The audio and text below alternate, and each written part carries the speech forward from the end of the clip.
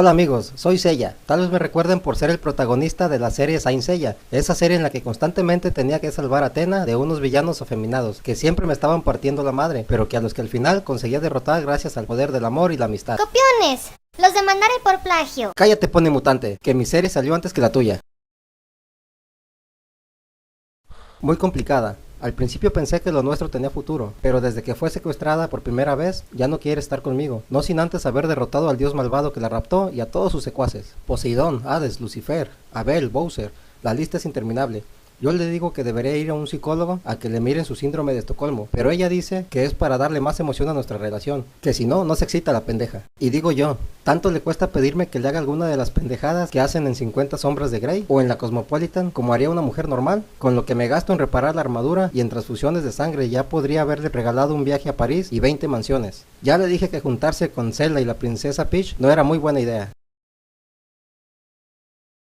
Sin contar Saint Seiya Omega y todos los fanfics en los que acabo trapeando el suelo con mis dientes, me han destrozado los 206 huesos del cuerpo, más algunos huesos extra que no sabían que existían y que los cirujanos descubrieron en mí. Desde que me convertí en guardián de Athena, los del Seguro Popular me odian, pero al menos los médicos que me atienden ya nunca pasan hambre.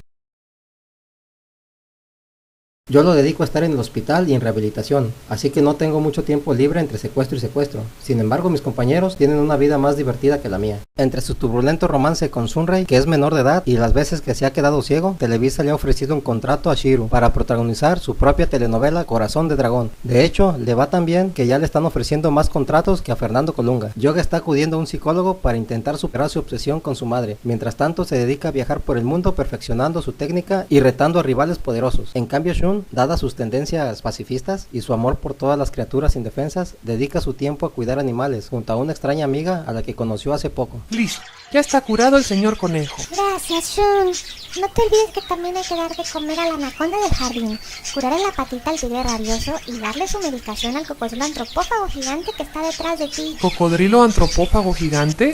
No toleraré que nadie le haga daño a mi hermano. ¡Ave Fénix! Y bueno, ya han visto a lo que dedica Iki también su tiempo libre. Ni idea, hasta que me lo explicó Marín. Siempre creí que el cosmos eran unas lucecitas muy bonitas que salían de tu cuerpo cada vez que te enfadabas, pero luego me dijo un montón de mamadas sobre átomos y constelaciones, de las que no entendí ni madres, y seguí creyendo las mismas pendejadas, que gracias al cosmos los santos somos árboles navideños con armadura que se encienden más cuando más luchan. Seiya, ¿has visto mi jarabe para la garganta? Sí, Saga, en el baño junto a tus gotitas para la conjuntivitis. Gracias, Seiya. Espera, Saga, tú que eres un experto en destruir galaxias y fuiste patriarca, ¿sabes cómo funciona eso del cosmos? ¿Quieres decir que fuiste capaz de derrotarme y no sabes cómo funciona el cosmos? ¿Qué quieres que le hagas? La serie se llama Saint Seiya, tenía que ganarte a huevo. Anda, vamos, Saga, explícale a los espectadores cómo funcionan las mamaditas del cosmos, que ahora eres de los buenos. El cosmos es una fuerza muy poderosa que existe dentro del cuerpo de cada persona. Para activar el cosmos, tienes que comprender que la materia está hecha de átomos y que esos átomos se pueden manipular separándolos, destruyéndolos, ralentizándolos o acelerándolos mediante la voluntad y las habilidades que se obtienen tras un duro entrenamiento, gracias al cual el usuario conecta con su universo interior y puede realizar todas esas pendejadas que desafían las leyes de la física. No mames, güey, ¿pero qué acabas de decir? Que si entrenas duro y piensas que puedes destruir algo, entonces lo podrás destruir utilizando un montón de lucecitas de colores y poderes de nombres chingones. ¿Te ha quedado claro? Sí, ha quedado claro. Gracias, Saga, ya puedes retirarte.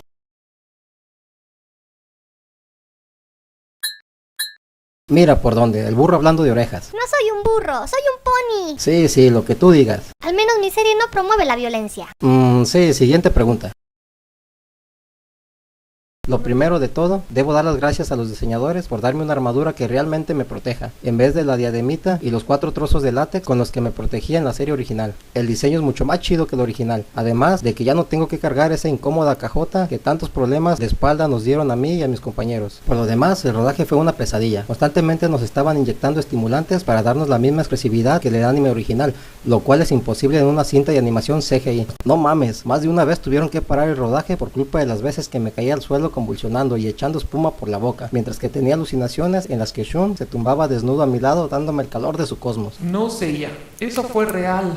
Tranquilo, usé lubricante. Esto debe ser una pesadilla, y las axilas peludas de máscara de muerte mientras bailaba. También fue real. Y las fachas de Ayoria de Leo, que entre el pelo, el pecho y el piercing tan solo le falta el pañuelo y los pantalones caídos para parecer un cholo. Sí, Seiya, y no te olvides de la vez en la que Saga se convierte en el malo final del Kingdom Hearts, el cambio de sexo de Milo de Scorpio, el extintor que le pusieron a Camus en el hombro y la absurda muerte de mi amado Afrodita, el cual no duró ni un segundo en pantalla.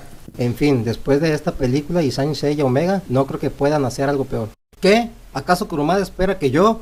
Esto es el colmo. Dimito. Exijo ver a mi abogado. Abogado, ¿dónde estás, abogado? ¡Abogado!